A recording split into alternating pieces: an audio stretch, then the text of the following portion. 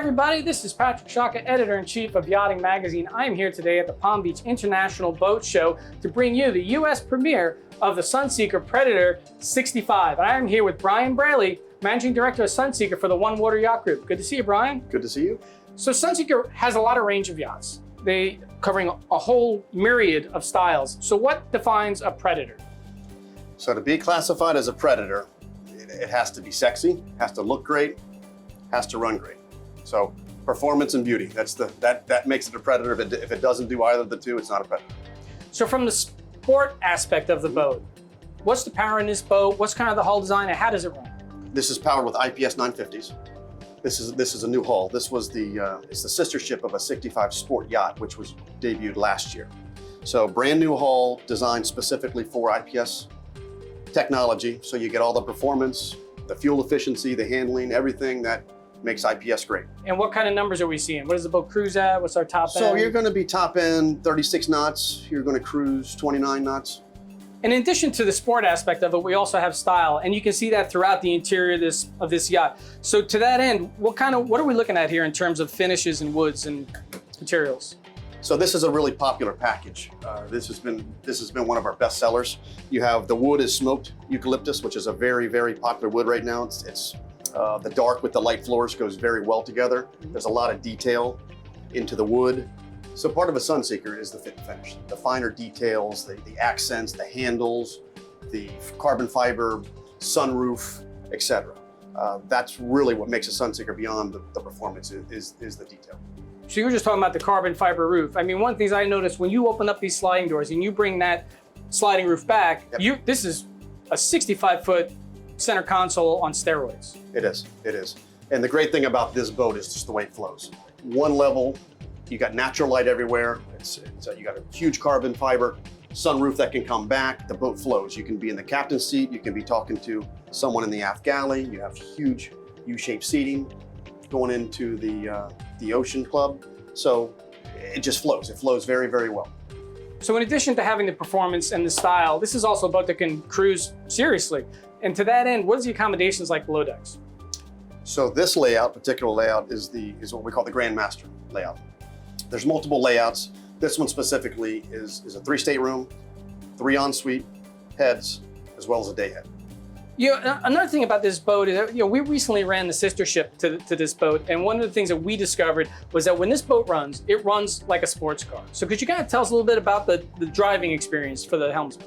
For sure. So we really try to make this an owner-operator boat. Most of the owners of this boat are going to run the boat themselves.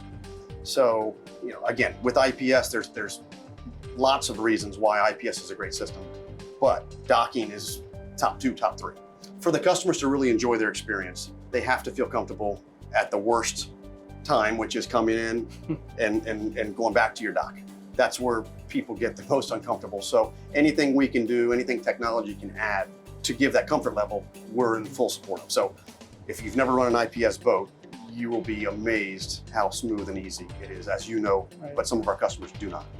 And so you just take this joystick and you just boom, boom, boom, in the slip. It's like running a video game, and the younger generation definitely can adapt quicker than anyone because of all the video games. But yes, obviously you still need to understand boating, but literally you push a button, you're gonna take the joystick, you're gonna move it sideways, you're gonna move it forward, you're gonna do whatever you need to do, and you're gonna get back to the dock comfortably and not feel that anxiety if you're a new boater that you're gonna hit something. Well, I think another thing, related to the docking is when I walked in here, I noticed is that you have nearly 360 degrees of glass. Yes. So your visibility clear to the aft is unobstructed. Agreed. And your visibility forward, which is something that caught my eye. You have this single piece windshield that spans the entire house of this yacht. Yes. So could you tell us a little bit about that? Sure. By having a single pane windshield, the first year visibility, like you said, is much greater. Brings in much more natural light, and it's just a fantastic look. It's a curved windshield, so bow to stern, it has curve. Port to starboard, it has curve. So it's a really, really cool piece that Sunseeker pushed really hard to make happen on this boat. And when you come on board and you take a look, you'll see that the visibility is absolutely clean all the way up into the corners. There's no sort of distortion or warping at all. It's really an impressive piece of technology in front of this boat. Yeah. This boat is also an entertaining platform. I mean, you step on board, you can see it from moment one that this is an entertainment platform. I mean, we're sitting here in an aft galley setup. So that, we can easily service in the salon, you can easily service out here on the aft deck. So on the alfresco spaces though, what is the entertainment setup like? Because I noticed there was some stuff on the foredeck too. Sure. So the way it's designed, basically you have a couple spots to get your sun.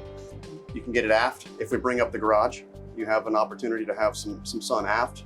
Traditionally, this is going to be seating. It's where you're going to eat, you have your meals, you're going to hang out here, have cocktails. Again, the captain gets to be involved because a lot of times on a flybridge boat, there's two parties. There's one up top and there's one at the bottom. So the captain's here right with the conversation. So it lays out fantastically. It's single level, no stairs, which is another great aspect that everyone's looking for when they build their boats. Fewer stairs, more one level is definitely what every builder is trying to make happen. As far as this boat, if you want to get your sun, yes, forward is when you want to lay out, you want a sun, you want to have a cocktail in the sun, you get your sun forward, and traditionally you're getting your shade aft. So one of the things about the helm is it's incredibly well laid out with the screens and the you have these other displays that are part of the vessel management system. So you tell us a little bit about the helm setup. So Sunseeker has a CM8 system, which is a vessel management system. It's proprietary for Sunseeker. They built it. It's in all their boats. It's a fantastic package to allow you to get quick access to anything you might need. The Garmin screens are going to interact fantastically with the Volvo IPS system. They're married together, and it's a great fit.